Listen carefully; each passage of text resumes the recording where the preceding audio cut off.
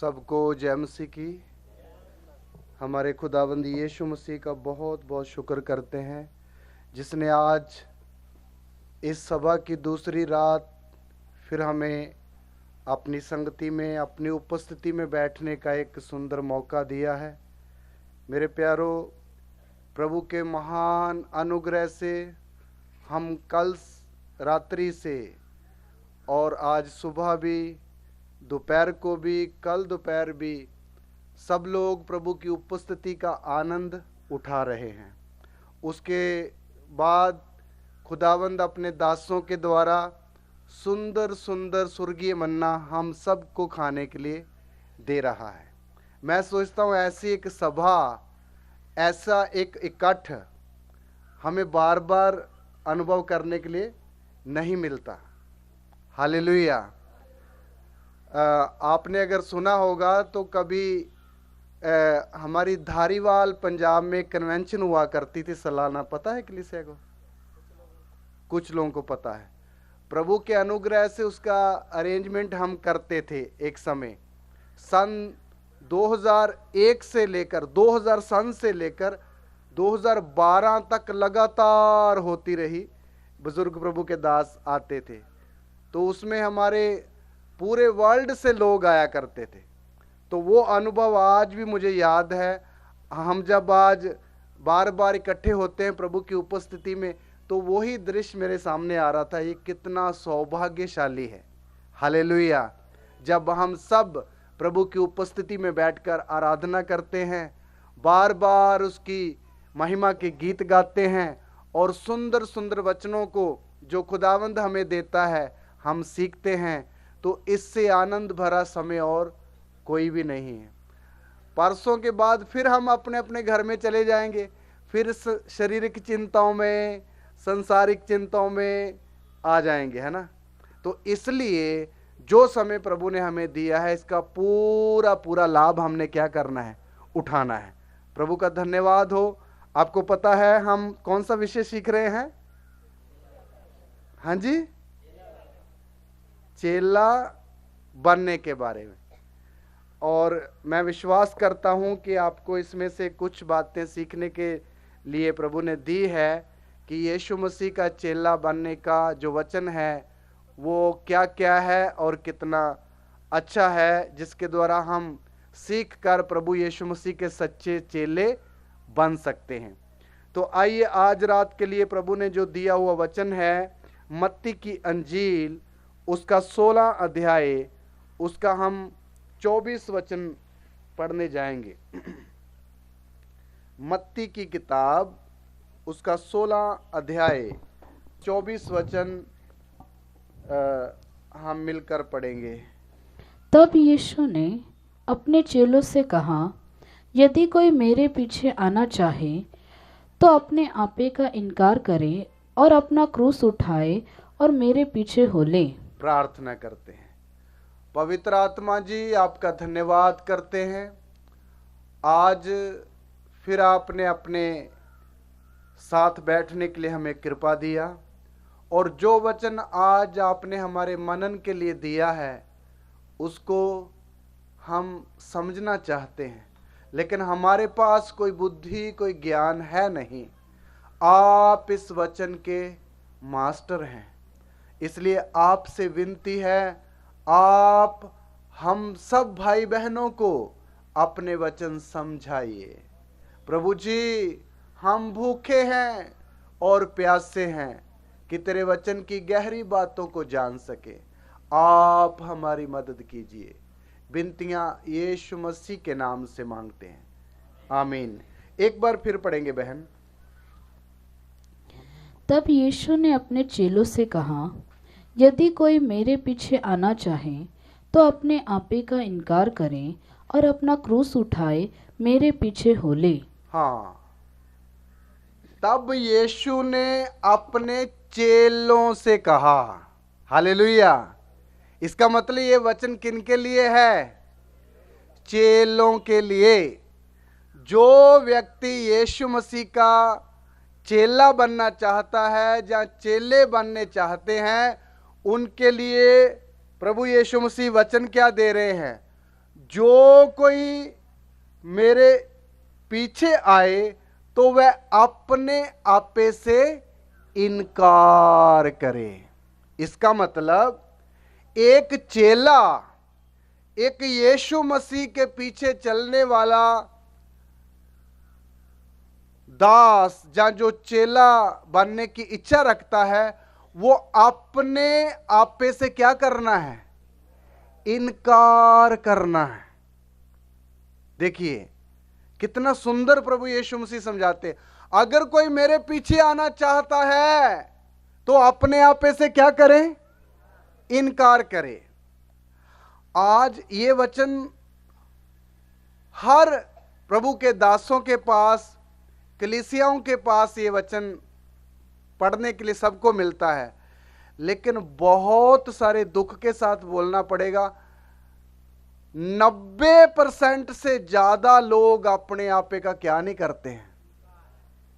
करते हैं या नहीं करते? नहीं करते हैं। बहुत सारे लोग तो ये अपना आपा क्या है इसका भेद भी नहीं जानते, और इनकार क्यों करना है, उसके पीछे रीजन क्या है, प्रभु क्यों ये इतना खास वचन हमें दिया है, ये सोचते भी नहीं।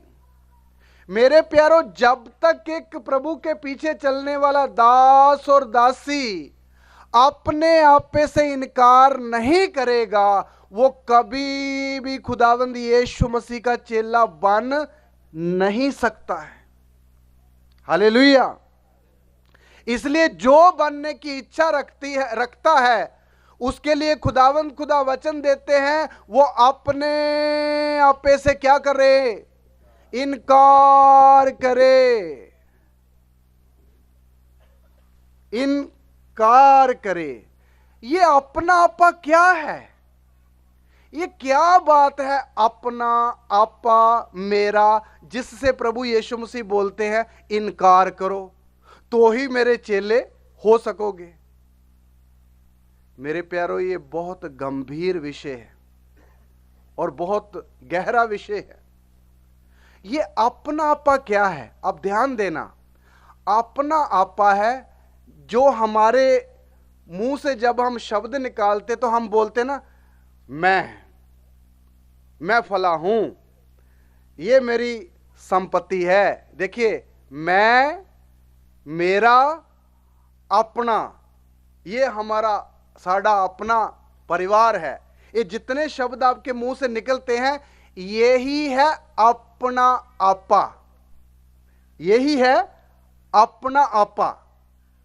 ये मैं का शब्द जो हमें अपने आप को प्रकट करने के लिए हमें एक शब्द बोलना पड़ता है बार बार, क्या है? मैं। कौन सा शब्द? मैं। ये अपने आपे का सबसे मुख्य शब्द है। ये इसी को यीशु मसीह बोलता है हम क्या करें? इनकार करें। क्यों प्रभु यीशु मसीह बोलता अपने आपे का इनकार करें? मेरे प्यारों, ये मैं और मेरा कहां से आया, इसका बैकग्राउंड कहां है, अगर ये जब हम समझेंगे तो आप सचमुच घुटनों के बाहर आकर इसको क्या करोगे? इनकार करोगे। आपको मालूम है, ये मैं और मेरा इस बाइबल में सबसे पहले जहां मनुष्य जाति के साथ पास ये मैं और मेरा कहां से आया, जहां सबसे पहले ये मैं और मेरा शब्द किसने इस बाइबल में किसने यूज किया? बोलिए ना। लूसीफर ने। लूसीफर जब स्वर्ग में रहता था तो उसने सबसे पहले यही शब्द इस्तेमाल किया था। आइए पढ़ के देखें यशायाह नबी की किताब, उसका 14 अध्याय, उसका 12 वचन से लेकर 14 तक पढ़ेंगे। हम धीरे धीरे वचन को सीखेंगे, लेकिन अच्छी तरह मन में बिठाएंगे ताकि कोई शंका ना रहे, वचन हमें क्लियर समझ आ जाए। यशायाह नबी की किताब, उसका 14 अध्याय का 12 से 14 तक हम पढ़ें और सब लोग ध्यान दीजिएगा। हे भोर के चमकने वाले तारे, तू कैसे आकाश से गिर पड़ा। हाँ। तू जो जाति जाति को हरा देता था, तू अब कैसे काट कर भूमि पर गिराया गया है। हाँ। तू मन में कहता तो था, हाँ। मैं स्वर्ग पर चढ़ूंगा। देखिए, ये लूसीफर को वचन बोला जा रहा है, तू मन में कहता तो था मैं स्वर्ग पर चढ़ूंगा। पहला शब्द उसने इस्तेमाल किया, मैं कितूंगा, स्वर्ग में चढ़ूंगा, एक बार हो गया। दूसरा, मैं अपने सिंहासन को ईश्वर के तारांगन से अधिक ऊंचा करूंगा। दूसरी बार, मैं अपने सिंहासन को परमेश्वर के सिंहासन से भी क्या बना दूंगा, ऊंचा बना दूंगा। 2 बार मैं बोल दिया है। हाँ। और उत्तर दिशा की छोर पर सभा के पर्वत पर विराजूंगा। हाँ, ये जो अभी वचन पढ़ा, जो लाइन अभी पढ़ी, इसके बीच में एक मैं और आना चाहिए था, लेकिन हिंदी बाइबल में यहां मिस है। मैं उत्तर दिशा की ओर सभा के पर्वत पर बैठूंगा। यहां ये तीसरी बार मैं बोला गया। हाँ। मैं मेघों से भी ऊंचे ऊंचे स्थानों के ऊपर चढ़ूंगा। कितनी बार मैं हो गया, 4 बार। हाँ। मैं परम प्रधान के तुल्य हो जाऊंगा। 5 बार, मैं परम प्रधान के तुल्य हो जाऊंगा। तो मेरे प्यारो, ये पूरे ब्रह्मांड में सबसे पहले ये लूसीफर, मैं और मेरा का जो शब्द है, इसको इस्तेमाल करने वाला व्यक्ति कौन है, लूसीफर। कितनी बार इसने बोला, 5 बार। मैं प्रभु के समान हो जाऊंगा, मैं प्रभु के सिंहासन से भी अपना सिंहासन। ये नम्रता के शब्द है या घमंड के शब्द है? इससे बड़ा घमंड और क्या हो सकता है? तो आप समझिए, सबसे पहले मैं और मेरा लूसीफर ने इस्तेमाल किया हुआ शब्द है। इस घमंड के कारण, इसी पाप के कारण लूसीफर को, जो एक आराधना करने वाला, जो बड़ी आदर के साथ प्रभु की महिमा गाने वाला स्वर्गदूत था, और जिसका नाम लूसीफर था, और जो दूतों में से मुख्य दूत था, वो महिमा के साथ रहने वाले दूत को प्रभु ने उसका अधिकार, उसके इस पाप के कारण उससे क्या कर लिया, छीन लिया। और उसी व्यक्ति को, उसी दूत को शैतान बोलकर ऊपर से नीचे फेंक दिया गया। किसके कारण? यही शब्द 5 बार जो उसने इस्तेमाल किए, इसी के कारण लूसीफर क्या कहलाया, शैतान बन गया, शैतान बन गया। आज भी देखो, सारी दुनिया में आत्मा में होकर घूम रहा है, और पूरे जगत को उसने अपने क्या किया हुआ है, वश में किया हुआ है। सारा संसार किसके वश में पड़ा हुआ है? तो संसार को अच्छी दिशा की तरफ लिए जा रहा है। हाँ, बिल्कुल बुरी दिशा की तरफ लिए जा रहा है लूसीफर। इसलिए मेरे प्यारो, ये इसका शुरुआत आप समझना है, मैं और मेरा कहां से आया। दूसरी बात है, ये तो लूसीफर ने इस्तेमाल किया, फिर ये मानव जाति के पास मैं और मेरा कहां से आ गया, ये भी तो सीखना पड़ेगा ना। तो आइए चलते हैं कि ये मनुष्य के अंदर मैं और मेरा जहां अपना कैसे और कब आया। पढ़िए उत्पत्ति की किताब, उसका 3रा अध्याय में आ जाएं। उत्पत्ति की किताब, उसका 3रा अध्याय निकाल लीजिए। आयत मैं बताता हूं। हालेलुया। 1 से लेकर हम पढ़ना शुरू करेंगे। यहोवा परमेश्वर ने जितने बनेले पशु बनाए थे, उन सब में सर्प धूर्त था। उसने स्त्री से कहा, क्या सच है कि परमेश्वर ने कहा, तुम इस वाटिका के किसी वृक्ष का फल न खाना? स्त्री ने सर्प से कहा, इस वाटिका के वृक्षों के फल हम खा सकते हैं, पर जो वृक्ष वाटिका के बीच में है उसके फल के विषय में परमेश्वर ने कहा है कि न तो तुम उसको खाना और न उसको छूना, नहीं तो मर जाओगे। बस देखिए, ये वचन आप सब जानते हैं। इसमें एक बात आपको समझाकर हम आगे जाना चाहते हैं। अदन के बाग के अंदर सर्वशक्तिमान परमेश्वर ने आदम और हवा को बनाकर रखा, उनको महिमा का कपड़ा पहनाया हुआ है, और उनको मरने के लिए नहीं बनाया था प्रभु ने, बल्कि सदा जीवित रहने के लिए बनाया था। उस समय मौत प्रभु ने नहीं दी थी उनको तो प्रभु ने आशीष दी थी, फूलो और फलो भर जाओ। और ये आशीष कब दी? पाप करने के बाद या पहले? पहले दी। इसका मतलब परमेश्वर की योजना कुछ और थी, और बड़ी योजना थी, क्योंकि आशीष पाप करने के बाद तो बाद में दी, लेकिन पहले भी उनको आशीष दी। इसलिए परमेश्वर आदम और हवा को बहुत ही अच्छे तरह बनाकर कोई फिक्र ना उनको दी, ना कोई उनको कोई लोड उसके ऊपर डाला, बल्कि जो जो जरूरत की चीजें आदम को चाहिए थी परमेश्वर ने सबसे पहले उनको बनाकर बाद में आदम और हवा को बनाया। एक भी वस्तु आदम को परमेश्वर से मांगनी नहीं पड़ती थी, क्योंकि हमारा परमेश्वर इतना बुद्धिमान परमेश्वर है, वो सारे काम हमारे समझने सोचने से पहले मुहैया करता है। हालेलुया। अभी देखो ये कन्वेंशन हो रही है, आपको मालूम इतना बड़ा अरेंजमेंट है, 200 के लगभग आदमी बच्चे रोटी खा रहे हैं। ये कौन करता है? पास्टर प्रदीप जी? नहीं, वो तो एक कमजोर इंसान है। कौन करता है? सर्वशक्तिमान परमेश्वर। प्रभु पहले से सारी बातों को मुहैया करता है।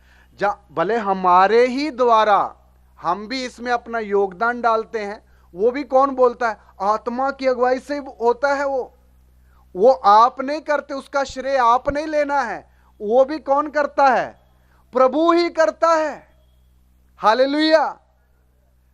क्योंकि हम प्रभु की संतान हैं, इसलिए अगर इतना ये प्रभु का इंतजाम है तो खुदा इतना बुद्धिमान है, वो हमारे जरूरत से पहले हमारी आवश्यकताओं को पूरा करके उनका इंतजाम करके रखता है।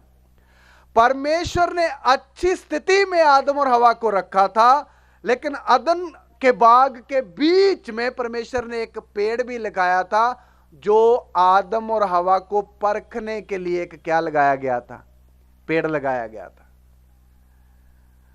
और परखने के लिए शैतान सांप का रूप लेकर किधर आ गया? आदम और हवा के उस अदन के बाग में आ गया। देखिए शैतान की चालाकी समझिए। जब आदम और हवा इकट्ठे थे तब शैतान नहीं आया। जब आदम हवा से अलग था तब शैतान किसके पास आया? इसमें बहुत गहरे अर्थ हैं, लेकिन मेरा विषय वो नहीं है। एक बात टच करके आपको जाना चाहता हूं। इससे एक बात समझना, कभी भी पति पत्नी हो या मसीह में भाई बहन हो, जब तक वो संगति में रहेंगे शैतान इतनी जल्दी आपके पास आकर नहीं करेगा, क्योंकि उनको पता है ये दोनों क्या हैं? संगति में हैं। और अभी मैं तीर चलाऊंगा भी तो इनके ऊपर चलना नहीं है। इसलिए शैतान ने हमला तब किया जब आदम हवा से क्या है? अलग है, हवा अकेली है। तब शैतान ने मौका देखा, ये अच्छा मौका है। और दूसरा एक बात और है, शैतान ने आदम से बात नहीं किया। किससे बात किया? बहन लोग बुरा नहीं मानना, बाइबल में लिखा हुआ है, स्त्री को निर्बल पात्र जानकर उसका सम्मान करो। प्रभु ने आदम से स्त्री को निर्बल बनाया है, ये आज के युग में ये बात बोलेंगे तो बहन लोग आवाज उठाएगी, कौन बोलता है हम निर्बल हैं? स्त्रियां तो देश की राष्ट्रपति तक है, कौन बोलता? लेकिन आप मानो भले ना मानो, हम किसकी बात बोलते हैं? सर्वशक्तिमान परमेश्वर के वचन की, जो कभी भी बदलती। भाइयों का शरीर और बहनों के शरीर में अंतर है या नहीं? एक भाई इधर 60 किलो का कट्टा पड़ा उठा के चट किधर रख देगा, इधर। एक बहन को उठाने के लिए थोड़ा मुश्किल होगा, आप देख लेना, क्योंकि शरीर बनाने में प्रभु ने एक अंतर रखा है। इसलिए प्रभु पतरस के द्वारा लिख रहा, निर्बल पात्र जानकर उनका आदर करो। इसलिए एक बात भाई लोग, एक बात समझना, बहनों का क्या करना है? क्या जानकर?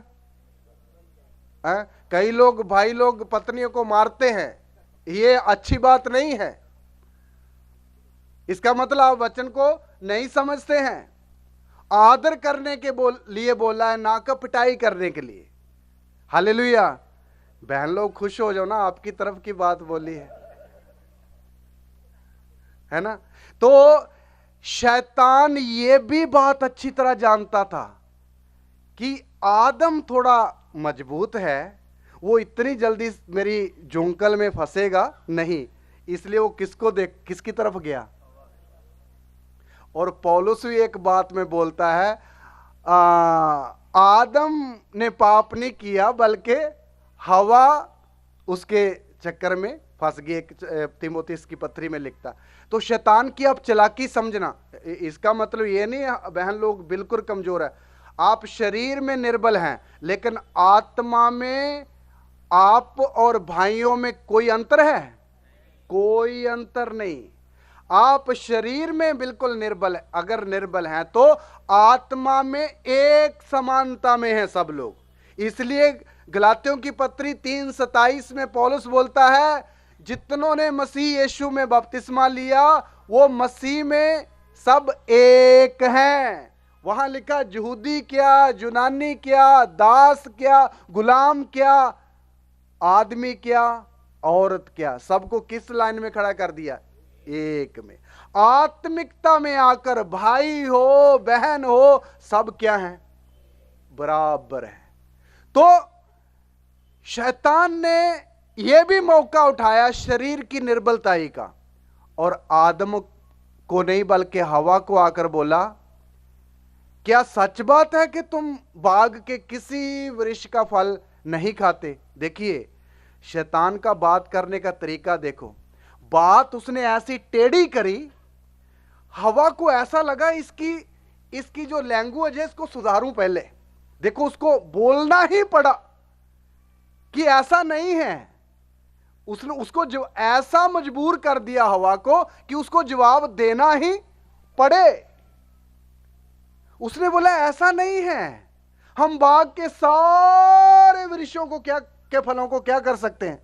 खा सकते हैं। एक वृक्ष है जिसके बारे में खाने के लिए, और साथ में उसने एक एक्स्ट्रा भी बात बोल दी, भेद भी बता दिया, ये है इसका फल खाने के लिए मना किया है। तो शैतान को पता चला अभी स्त्री मेरी बात सुनने के लिए राजी हो गई है।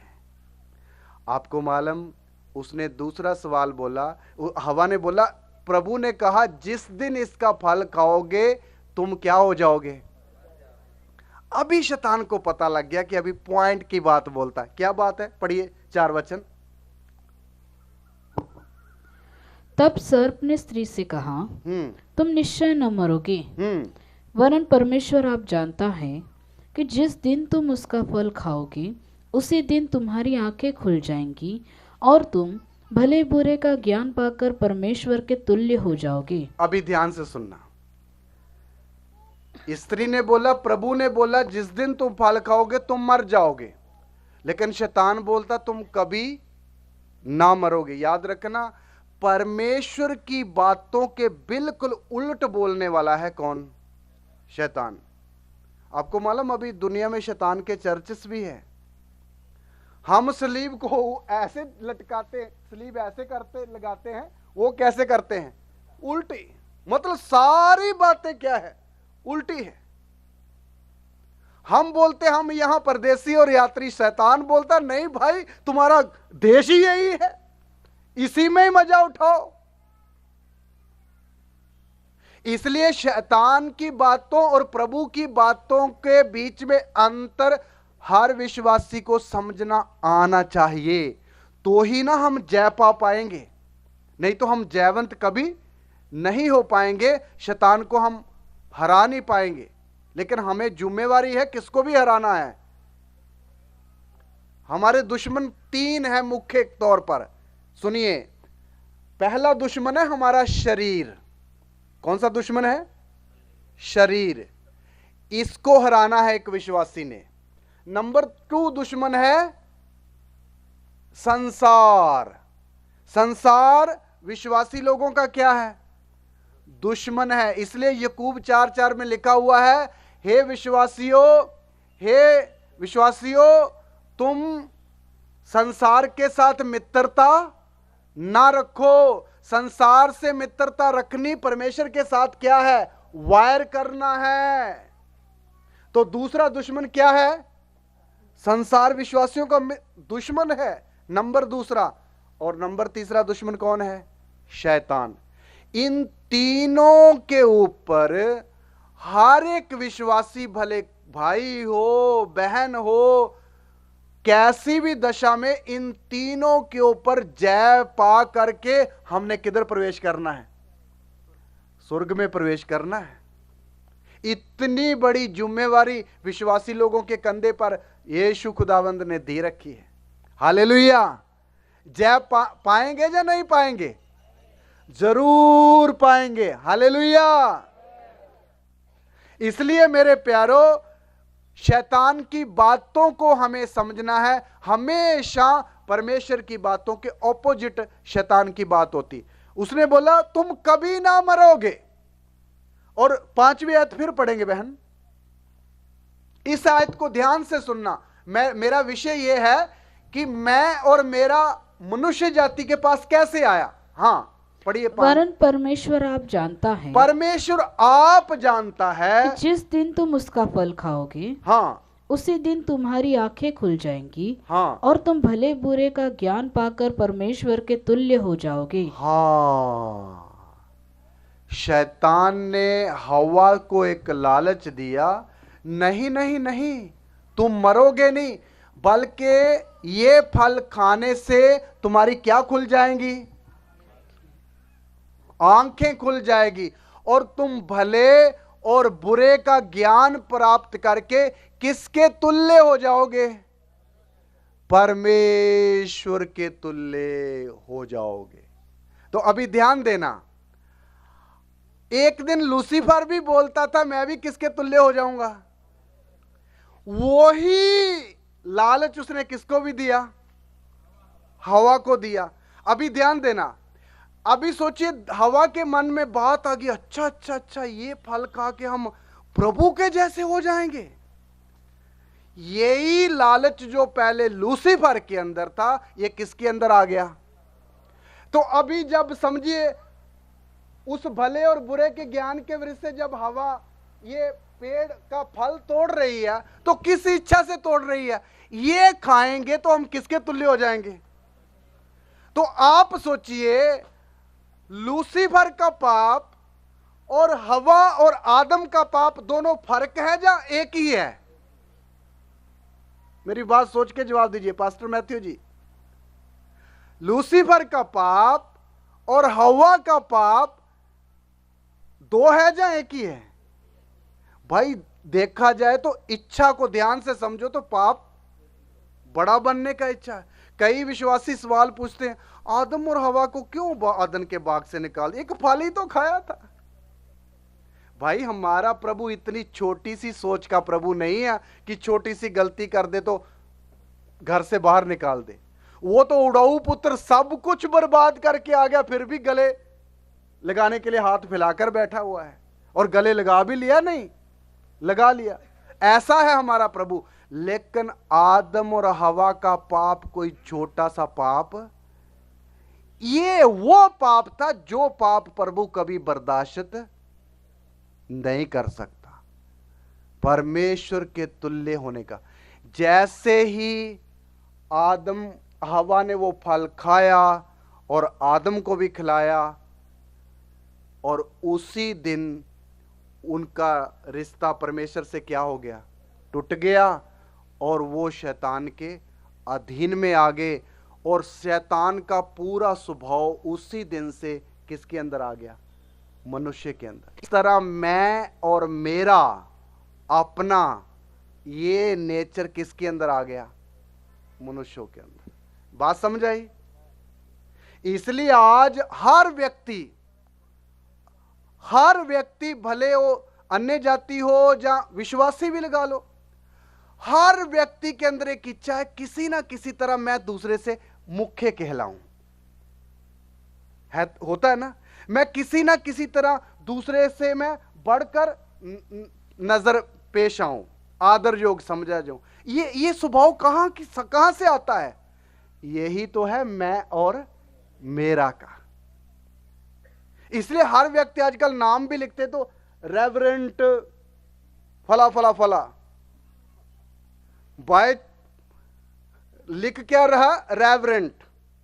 यह भी अब बड़ापन को दिखाता है, मैं को प्रकट करता है। रेवरेंट का मतलब आप समझते हैं? भयंकर, भय योग्य। ये शब्द सिर्फ और सिर्फ परमेश्वर के लिए यूज हो सकता है, मनुष्य इसको यूज करने के योग्य भी नहीं है। भाई जिनको 350 शुगर है वो भी लिख रहा है रेवरेंट। एक छोटी सी चाय पीने से उसको डर आता है, और नाम के आगे क्या लिखा हुआ है? रेवरेंट फला फला। मैं कई बार सोचता हूं कई लोग नहीं चाय नहीं पी सकते, वो शुगर 350 है, तो नाम क्या है? रेवरेंट। भाई तेरा भाई एक चाय के ऊपर भी नहीं है तो तू रेवरेंट किस बात का है?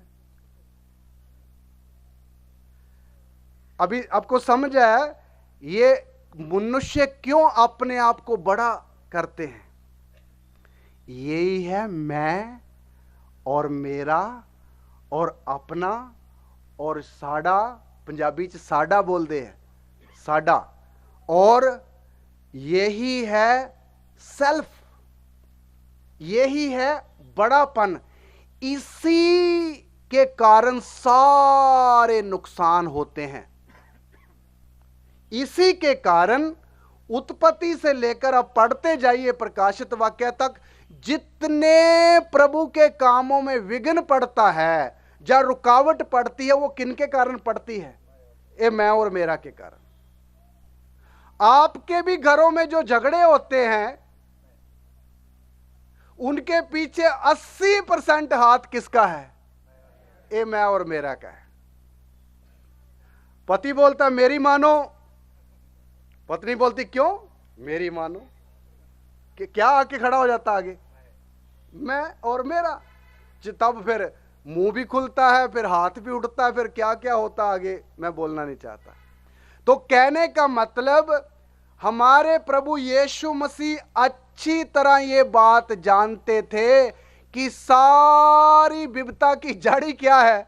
मैं और मेरा। इसलिए प्रभु ने बोला जो कोई मेरा चेला बनना चाहे वो सबसे पहले क्या करे? इनकार करे। आज कलीसियाओं में पास्टरों को भी बड़ा बनने का एक मन आ जाता। अगर किसी को बड़े का आदर नहीं दिया तो फिर मुंह बन जाता है। देखो ये तो बड़ी गहरी बातें हैं, मैं इधर जाना नहीं चाहता। फिर क्या बन जाता है? मुझे आदर नहीं दिया।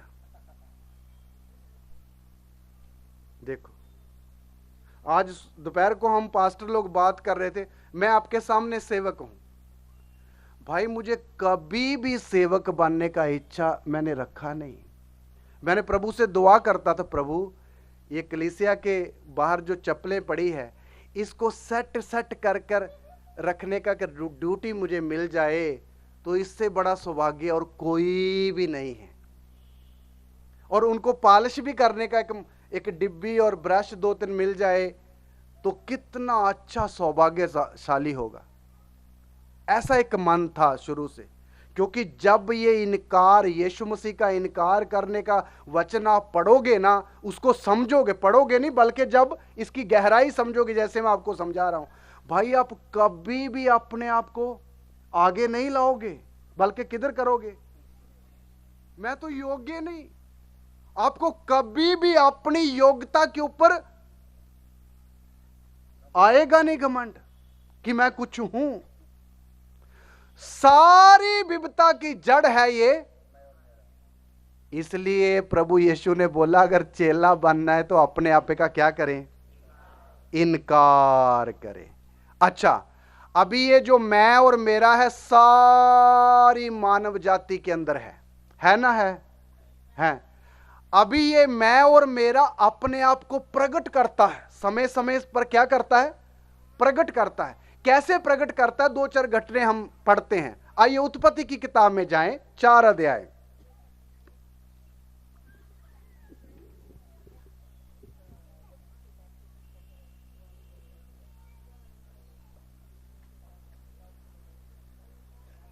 उत्पत्ति की किताब 4 अध्याय 4 वचन पढ़ें।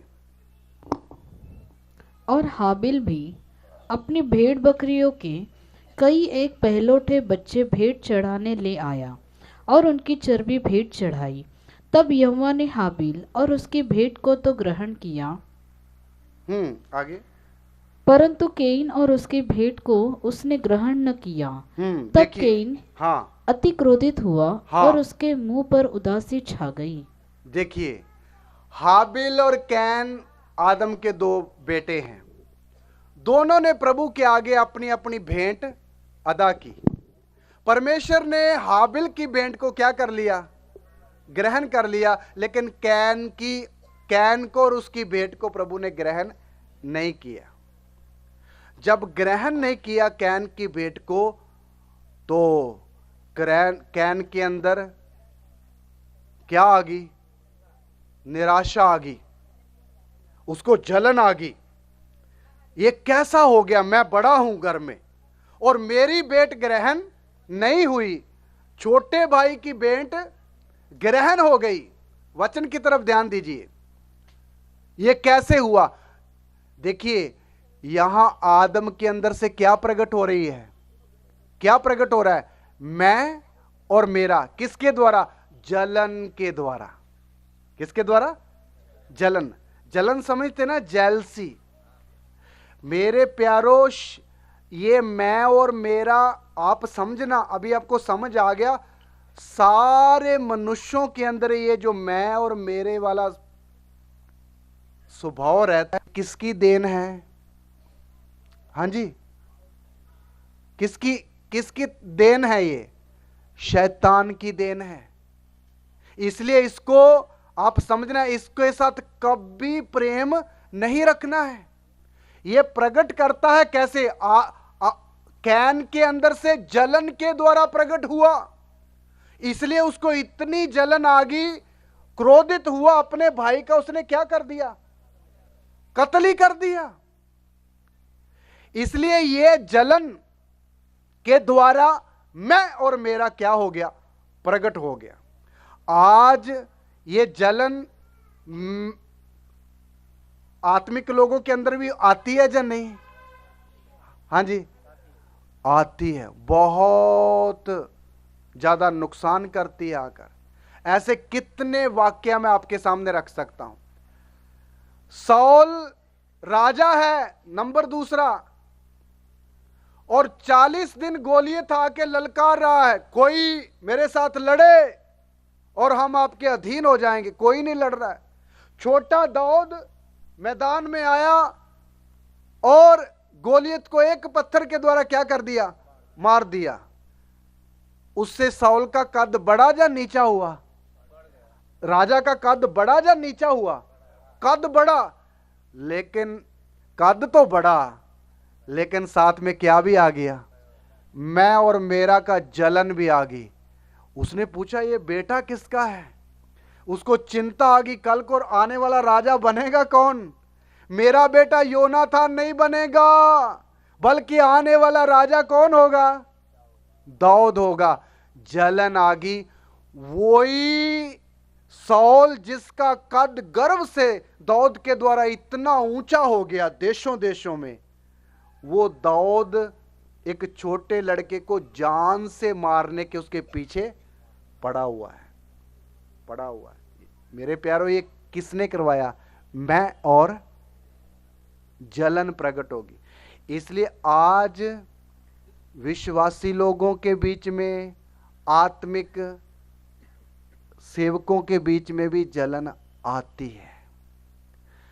जो व्यक्ति ये बात समझता है कि ये जलन कितनी खतरनाक है और इसके पीछे देने वाला कौन है, ये शैतान का स्वभाव हमारे अंदर रहता, उससे उत्पन्न होती है, वो कभी भी जलन को क्या नहीं करेगा? चित्त नहीं लगाएगा, अपने अंदर इसको वर्क करने नहीं देगा। मेरे प्यारो, ये जलन इतनी खतरनाक है, बाइबल में लिखा हुआ है ये मौत की तरह क्या है? निर्दयी है, कब्र के समान निर्दयी है। आयतें पढ़ने के लिए मैं बचाने वाला हूं, वचन आपको पता है, श्रेष्ठ गीत 8 में लिखा हुआ, अभी पढ़ने की जरूरत नहीं। मौत इतनी खतरनाक है, मौत कब्र के समान क्या है? निर्दयी। कब्र कभी किसी के ऊपर दया करती है? मां का एक ही बेटा है तो कब्र बोलती चलो आप जाओ, आप एक ही हो, कब्र को कोई दया नहीं। इसी तरह जलन है। जलन जब एक व्यक्ति के अंदर आती तो दूसरे का नुकसान हो जाए, उसका एक्सीडेंट हो जाए, उसका बनता बनता काम क्या हो जाए? फेल हो जाए। ऐसे ऐसे विचार आते हैं जिसको जलन आती है। इसलिए मैं नम्रता के साथ आपके सामने यह बात रखना चाहता हूं, आत्मिक पास्टरों के अंदर, विश्वासियों के अंदर, भाइयों के अंदर और बहनों के अंदर कभी भी जेलसी आने नहीं देनी है। आप सोचोगे तो ये आएगी नहीं, ऐसा नहीं है, ये तो आएगी, लेकिन इसके साथ आपको क्या करनी पड़ेगी? लड़ाई करनी पड़ेगी। लड़ाई करनी पड़ेगी तो ही आप इसके ऊपर क्या पाओगे? जय पाओगे। अभी उदाहरण के तौर पर कलीसिया में एक बहन अच्छा गाना गाती है और पास्टर भी बोलता बहन आप आगे आकर गाना गाओ, तो दूसरी बहन को थोड़ा सा क्या आएगी? पास्टर एक ही बहन को सारे गाने गाने के लिए बोलते हैं, क्या हमें गाना नहीं आता है? आप समझ लेना, अगर ऐसा विचार अंदर आ रहा है तो क्या उठ रही है? जलन। मैं और मेरा की छोटी बहन बेटी है, कौन? जलन। ये आपको फिर ऐसा नुकसान पहुंचाएगी, आपको कलीसिया से ही अलग करेगी। इसका रिजल्ट बहुत बुरा है। जहां जहां जिस व्यक्ति ने जलन को इस्तेमाल किया है, नुकसान दूसरे का तो होता ही है, उसका भी होता है। साउल को जलन आई, मौत किसकी हुई? पहले साउल की हुई। जलन ने बर्बाद कर दिया। इसलिए जलन ऐसी खतरनाक एक आदत है, किसी विश्वासी बहन हो, भाई हो, अपने अंदर कभी आने नहीं देना। अगर कोई बहन को गाना दान देने के लिए पास्टर बोलता तो पीछे वाले को, हाँ भाई उसको प्रभु ने ये दान दिया, बहन तुम और आगे बढ़ो, मैं भी आपके लिए क्या करूंगी? प्रार्थना करूंगी। ये है जलन के ऊपर जय पाने का तरीका। हालेलुया। मूड दिखाने का जो उसके ऊपर जलने की बजाय उसके ऑपोजिट काम करो, उसके लिए और प्रार्थना करो। पास्टर अगर कभी आपको बोले तो उसको बोलो पास्टर नहीं, उसी बहन को आगे बैठाइए, मैं भी साथ बैठ जाऊं। यह है एक जलन के ऊपर फतेह पाने का अच्छा तरीका। इस तरह आप जलन को अपने जीवन में उठने नहीं दे सकते। हालेलुया। और मैं और मेरा को नीचे बिठा सकते हैं। हालेलुया। इसलिए मेरे प्यारो, ये कभी भी आत्मिक लोगों के अंदर आनी नहीं चाहिए। इस तरह मैं और मेरा जलन के द्वारा प्रकट होता है कलीसिया में भी। ये एक रीजन है। दूसरा रीजन और भी पढ़ते हैं। यशायाह नबी की किताब, उसका 39 अध्याय 1 से 6 तक पढ़ना है। यशायाह की किताब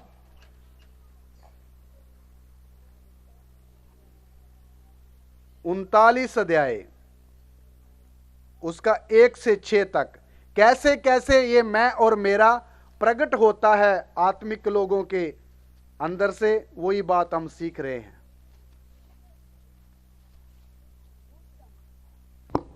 पढ़िए, ध्यान से सुनिए सब लोग। उस समय बलदान का पुत्र मरोदक बलदान, जो बेबीलोन का राजा था, उसने हिजकिय्याह के रोगी होने और फिर चंगे हो जाने की चर्चा सुनकर उसके पास पत्री और भेंट भेजी।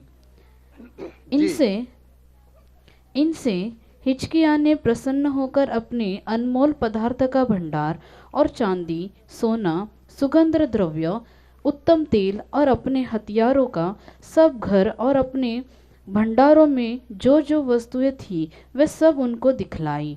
हिजकिय्याह के भवन और राज्य भर में कोई ऐसी वस्तु नहीं रह गई जो उसने उन्हें न दिखाई थी। सुनिए, यहाँ बाइबल में एक राजा है जिसका नाम है हिजकिय्याह। बड़ा राजा है, बड़ी सेना है, बड़ी पब्लिक है इसके नीचे। और ये राजा बीमार हो गया। बीमार होने के बाद में अच्छा भी हो गया। ध्यान देना मेरी बात पर, फिर समझ आएगी आपको बात। बीमार होने के बाद अच्छा भी प्रभु ने इसको कर दिया। जब अच्छा हो गया तो अन्य जाति एक और राजा, उसको समाचार मिला कि हिजकिय्याह बीमार हुआ था और अभी क्या हो गया है, चंगा हो गया। उसने अपने कुछ दासों को भेजा, जाओ मेरी तरफ से उसको धन्यवाद दे के रहो, और ये कुछ वस्तुएं हैं खाने पीने की, वो भी उसको भेंट कर देना आदर के लिए। चलो, राजा के पास अन्य जाति कुछ लोग आए, राजा दूसरे राजा के भेजे हुए। राजा ने उनको चाय पानी पिलाया, नाश्ता वगैरह खिलाया। बाद में राजा ने एक और काम किया। राजा ने क्या किया? जो प्रभु का दास राजा था हिजकिय्याह, उसने अपने महल के अंदर जो भी कुछ प्रभु ने इसको दिया था, आशीषें, सोना, चांदी, हथियार वगैरह वगैरह, सारी बातें उनको क्या करी? दिखाई। देखो भाई, इस रूम के अंदर पूरी तलवारें ही तलवारें रखी है। दूसरे महल में ले गया, इधर सब खाने के भंडार पड़े हैं। तीसरे में ले गया, इधर पैसा और सोना रखा हुआ है।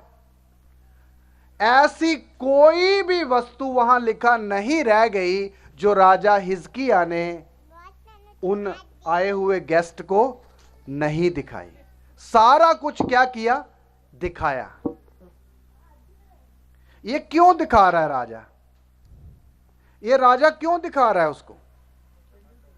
थोड़ा सा बोलिए ना। मैं कौन हूं, मेरे पास इतना सोना है, इतनी चांदी है। जाकर राजा को, वो उसने मुंह से नहीं बोला, लेकिन उसके अंदर की बात क्या, राजा को जाकर ये बताएंगे, बाय बाय बाय उसके पास तो बहुत कुछ है। वो छोटा सा आदमी, राजा हमारे पास तो 80 किलो सोना है, उसके पास 180 किलो सोना है। अपने आप को ऊंचा दिखाने के लिए। मतलब कौन प्रकट हो रहा है? मैं और मेरा। देखिए, मैं और मेरा कैसे कैसे प्रकट होता है आत्मिक लोगों के अंदर। ये एक आत्मिक बंदा है, दिखावा कर रहा है। क्या कर रहा है? पब्लिसिटी कर रहा है, दिखावा कर रहा है, मैं कितना बड़ा हूं। आपको मालूम, इसने ये दिखाकर उनको विदा किया, जाओ तुम अपने देश में। ये बात किसको बुरी लगी? परमेश्वर को बहुत बुरी लगी। तो प्रभु ने क्या किया? आगे पढ़िए बहन। जो उसने उन्हें न दिखाई हो।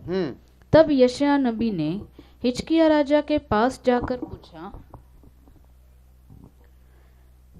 हिजकिय्याह राजा के पास जाकर पूछा, वे मनुष्य क्या कह गए और वे कहाँ से तेरे पास आए थे? हिजकिय्याह ने कहा, वे तो दूर देश से अर्थात बेबीलोन से मेरे पास आए थे। फिर उसने पूछा, तेरे भवन में उन्होंने क्या क्या देखा है? हिजकिय्याह ने कहा, जो कुछ मेरे भवन में है वह सब उन्होंने देखा है। मेरे भंडारों में कोई ऐसी वस्तु नहीं जो मैंने उन्हें न दिखाई हो। सुनिए, जैसे ही वो लोग चले गए, जिशाया नबी उस समय जीवित था, वो प्रभु की अगुवाई से राजा के घर में आ गया और राजा को पूछ रहा कौन लोग थे, कहां से आए थे, उन्होंने क्या क्या किया। राजा ने सही से बता दिया, मैंने उनको सब कुछ दिखाया और वो ये थे, यहां से आए थे। अभी उसका फरमान सुनिए, राजा को नबी आज्ञा क्या दे रहा है, फरमान क्या दे रहा है, पढ़िए बहन। तब यशायाह ने हिजकिय्याह से कहा, सेनाओं का यहोवा का यह वचन सुन ले। हाँ, अभी जो तूने किया है उसके बदले में अभी खुदावंद की वाणी सुन, प्रभु तुझे क्या आज्ञा देता है। हाँ, ऐसे दिन आने वाले हैं, ऐसे दिन आने वाले हैं जिनमें जो कुछ तेरे भवन में है, हाँ, और जो कुछ आज के दिन तक तेरे पुरखाओं का रखा हुआ तेरे भंडारों में है, वह सब बेबीलोन को उठ जाएगा। यहोवा यह कहता है कि कोई वस्तु न बचेगी। हाँ, आगे देखिए, प्रभु बोलता है जिशाया के द्वारा, हे राजा, जो कुछ तूने उनको दिखाया है और जो तेरे बाप दादाओं ने संपत्ति इकट्ठी करके रखी थी, इनमें से एक वस्तु भी इन भंडारों में नहीं बचेगी। वे सब लुटकर कहां चले जाएगी? बेबीलोन को चले जाएगी। देखिए मेरे प्यारों, दुख के साथ बोलना पड़ता है, ये गंभीर विषय है। ये वचन जिशाया ने उस नबी को बोलने के कुछ साल बाद बाबुल के राजा नबुकदनेस्सर राजा ने इधर हमला किया। वो सारा सोना, सारी तलवारें, सारी हीरे, सारे जवाहर, जो कुछ भी वहां पड़े थे, सब के सब वो लूट कर क्या हो गया? ले गया। मेरी बात समझ आ रही? ये किसने होने दिया? लुटने किसने दिया? क्यों लुटने दिया? घमंड की वजह से। प्रभु कहीं भी मैं और मेरा जलन के रूप में प्रकट हो, इधर कौन से रूप में प्रकट हो रहा था? दिखावा के रूप में। प्रभु कभी भी इन बातों को बर्दाश्त नहीं करता। इसलिए मेरे प्यारों, इससे हमारे लिए सबक क्या है? ये क्यों ग्रंथ लिखकर रखा इतना बड़ा? आप इसको ध्यान से पढ़े तो इसके अंदर मोतियों छिपे हुए हैं, अगर हम समझे तो आत्मा की अगुवाई से।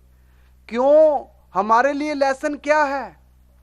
इसलिए प्रभु की मर्जी कभी भी, आज विश्वासी पास्टर लोगों को, विश्वासी लोगों को और भाइयों को, बहनों को प्रभु बहुत कुछ देता है, आत्मिक तौर पर भी बहुत कुछ देता है। गाना गाने का दान, प्रार्थना करने का दान, नबूवत करने का दान, वरदान, और भाइयों को भी आज्ञाकारिता का दान, खाना बनाने की कला, और कुछ मसीह का प्यार प्रकट करने की कला। इतना कीमती कीमती बातें प्रभु ने आपके हाथ में दी है, नहीं दी है? इसको कभी भी दिखावा ना करे, ये लेसन हमारे लिए है। अगर दिखावा करोगे तो तुम्हारे अंदर से कौन प्रकट होगा? मैं और मेरा। और बाद में अगर दिखावा करोगे तो उसके लिए आएगी क्या आशीष? जा सजा आएगी। कितने लोग आज कलीसिया में आगे बढ़ने के बाद फिर पीछे को क्यों जाते हैं? कारण यही है। लेकिन कितने निर्बुद्धि हैं, उनको सजा पाने के बाद कारण फिर भी समझ में नहीं आता। मेरी बात समझ रहे हैं? इसलिए मेरे प्यारों, कभी भी हमें जो कुछ हमारे पास दिया कभी भी दिखाना नहीं है। उसको क्या करके रखना है? ढांप के रखना है। सिमसौन ने एक शेर को फाड़ दिया ऐसे करके, मुर्गी के बच्चे की तरह। तो उसने जाके गांव में 10 लड़कों को इकट्ठा करके बताया, आओ मैं आज आपको एक घटना बताता हूं, आज मैंने एक शेर फाड़ा। बताया था। उधर लिखा उसने अपने माता पिता को भी ये बात। देखो ये छोटी सी बात है, एक मनुष्य शेर को फाड़ दे, ये छोटी सी बात है भाई, प्रभु की सहायता के बिना हो ही नहीं सकता। आपने कभी वर्ल्ड में ऐसी कोई कहानी सुनी एक व्यक्ति ने शेर फाड़ा हो, सिवाय सिमसोन के? दाऊद है दूसरा, और कोई सुनी नहीं। इतनी बड़ी बात भी सिमसोन ने अपने माता पिता तक भी शेयर नहीं करी। इसलिए मेरे प्यारो, अगर हमें कुछ प्रभु देता है, आत्मिक बातें हो या सांसारिक बातें हो, दूसरे को दिखाएं ना, बल्कि उसको क्या करके रखें? छिपा कर रखें। क्या करके रखें? छिपा कर रखें। मेरे पास कुछ नहीं है, मेरे पास कुछ नहीं, ऐसा बोले।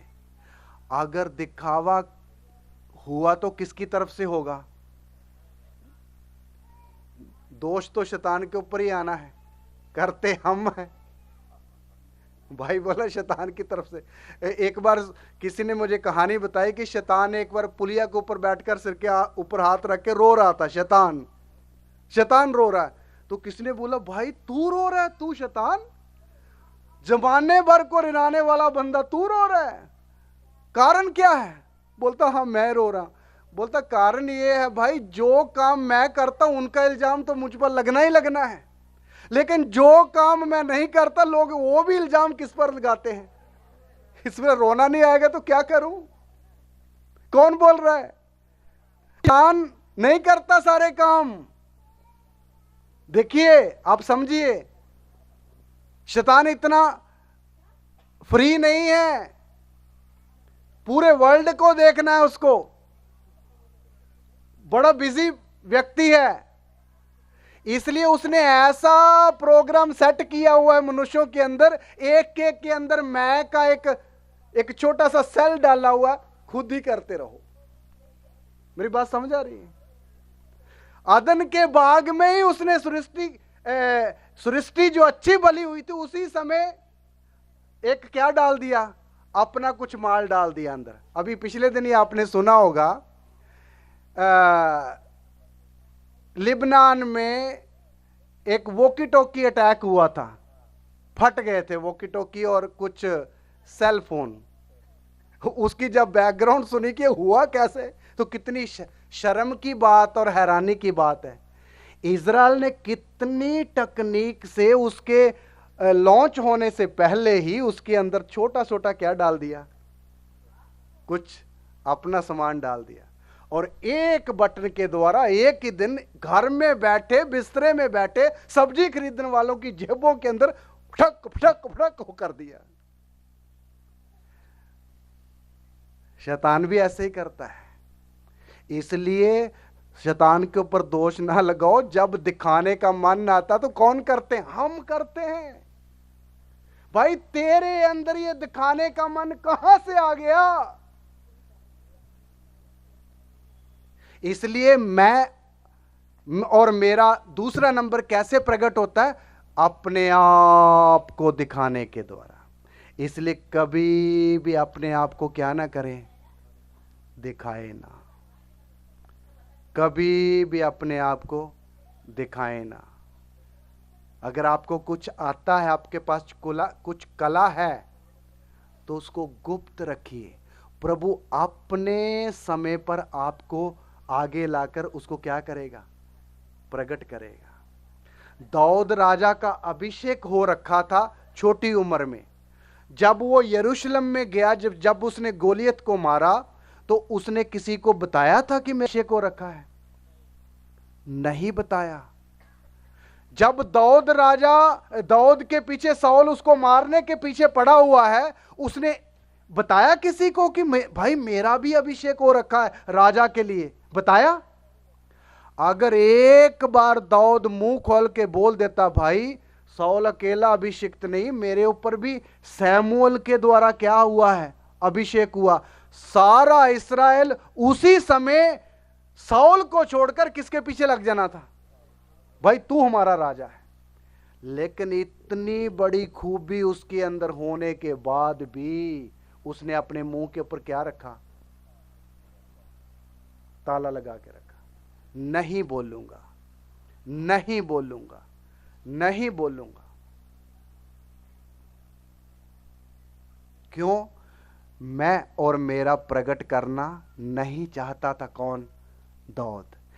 ऐसे ही लोगों को जो बातों को गुप्त रखते हैं, जो मैं और मेरा दिखाना नहीं चाहते, ऐसे ही लोगों को उचित समय के अनुसार प्रभु अपने हाथ में लेता है और अपने समय पर उनको क्या कर देता है?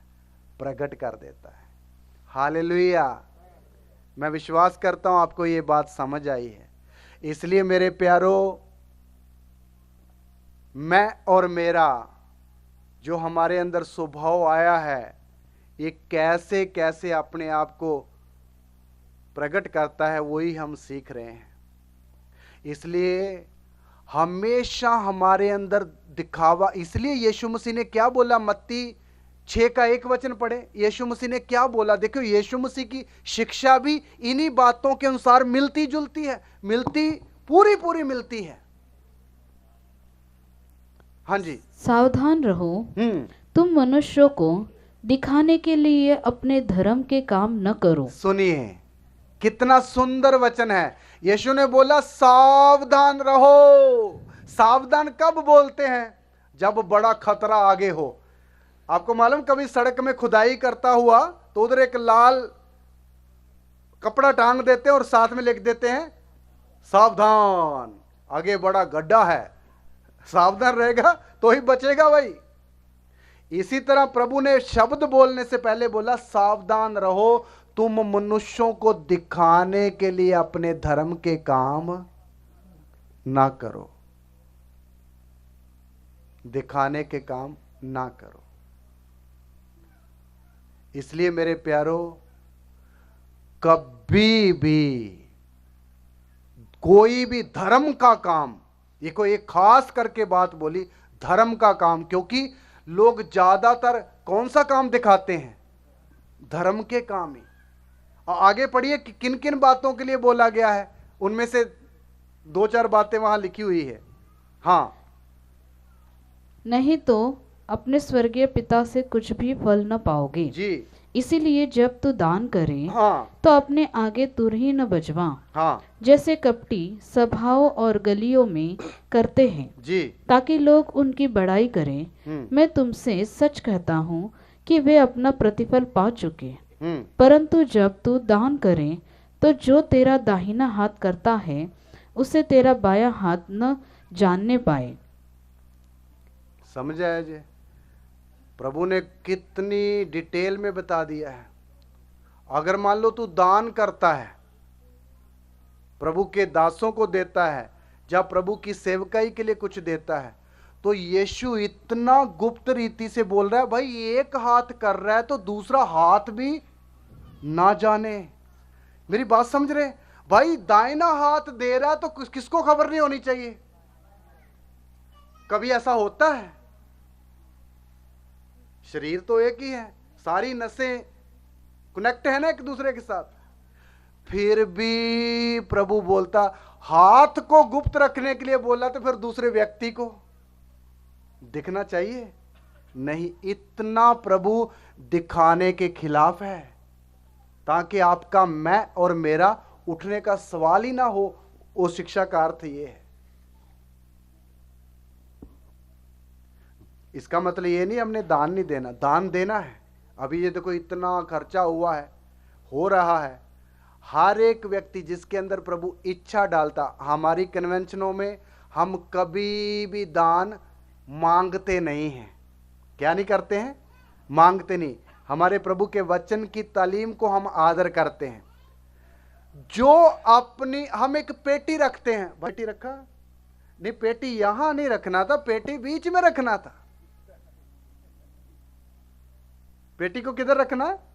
बीच में रखना है। इधर तो कई लोग आते ही नहीं, इधर उनको तो पता भी नहीं पेटी है या नहीं।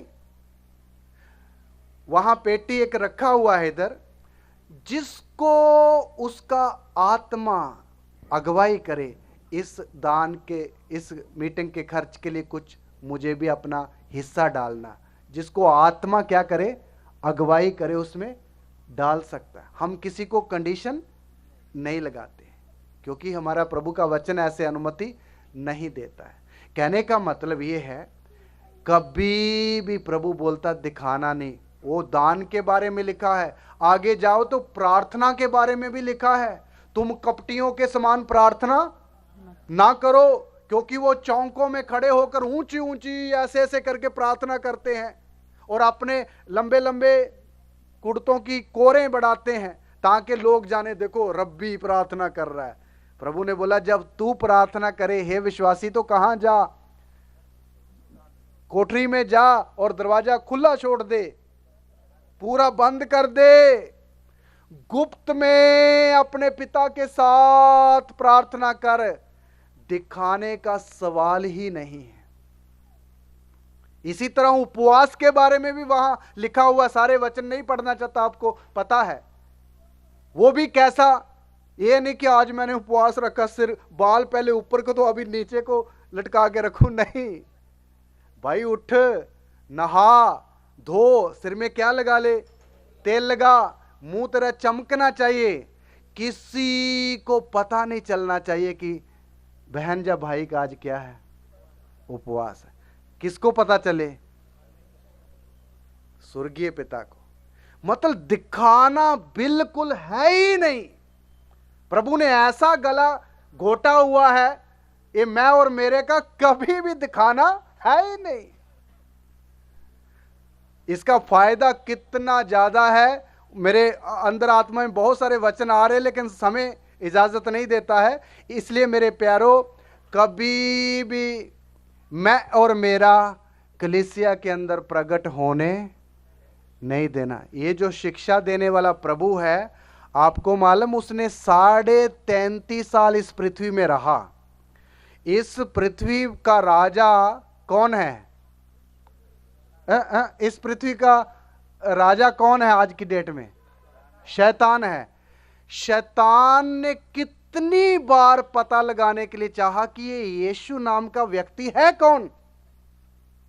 उसके जन्म से लेकर क्रूस के ऊपर जान निकलने तक पूरे 33 साल कोशिश करता रहा, पता लगाया, लग सका? क्यों नहीं लग सका? भाई यीशु ने इतना सीक्रेट जीवन जिया, शैतान उसकी एक भी गतिविधि को पकड़ नहीं सका कि ये वही है जो स्त्री की संतान आने का वायदा किया था। उल्लू शैतान को पता ही नहीं लगा। मेरी बात के साथ सहमत हैं? नहीं पता लगा। उधर लिखा, पौलुस बोलता अगर पता चल जाता तो वो कभी भी उसको सलीब पर, अगर यीशु सलीब पर नहीं चढ़ता तो मैं और आप इधर बैठे होना था। हम भी कभी ठेके में, कोई बार में, कोई सिनेमे में, कोई मारपीट करके थाने में होते भाई, यहां ना होते। लेकिन हमारे प्रभु ने कभी भी अपने आप को किसी भी जगह दिखाने का थोड़ा भी अवसर दिया ही नहीं। दुष्ट आत्मा कभी कभी बोल देते थे, हे परमेश्वर के पुत्र तू हमें निकालने के लिए क्यों आता है? तो प्रभु ने उनको शाबाशी नहीं दिया, और बोलो एक बार, फिर बोलो। उन्होंने बोला चुप, ऐसा मत बोल। क्यों बोला? मुझे, मैं कौन हूं किसको पता नहीं चलना चाहिए, पता नहीं चलना चाहिए। इसलिए मेरे प्यारो, प्रभु ने इतना गुप्त रीति से जीवन बताया। तो आज हम किसके बच्चे हैं? उसी यीशु के बच्चे हैं, है ना? इसलिए मैं और आप भी अपना जो इस संसार में आत्मिक जीवन जी रहे हैं, इतना ही गुप्त रीति से बताना है कि शैतान को कभी भी पता ना चले कि हम असली में हैं कौन। काम सारे करने हैं लेकिन पता नहीं चलना चाहिए। आपको मालूम पता चलता कैसे है शैतान को? शैतान आपके मन की बातें जान लेता है। हाँ जी, शैतान आपके मन की बातें जान लेता है? नहीं जानता। शैतान आपके मन की बात नहीं जानता। देखो प्रभु ने इतना बड़ा सीक्रेट दिया, लेकिन उसको पता कैसे चलता है? जब आप कॉपी में कुछ लिखते हो, जहां अपने दोस्त को शेयर करते हो, जहां किसी के साथ फोन पर बात करते हो, तब शैतान को पता लगता, अच्छा इस विश्वासी का प्रोग्राम ये है। इसलिए बात करते समय भी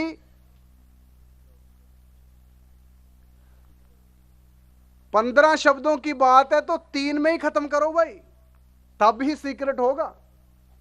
इसलिए कोड वर्ड क्यों रखते हैं, है ना? कभी कभी फिल्मों में आपने देखा कोड वर्ड रखा हुआ है ना? वो क्यों?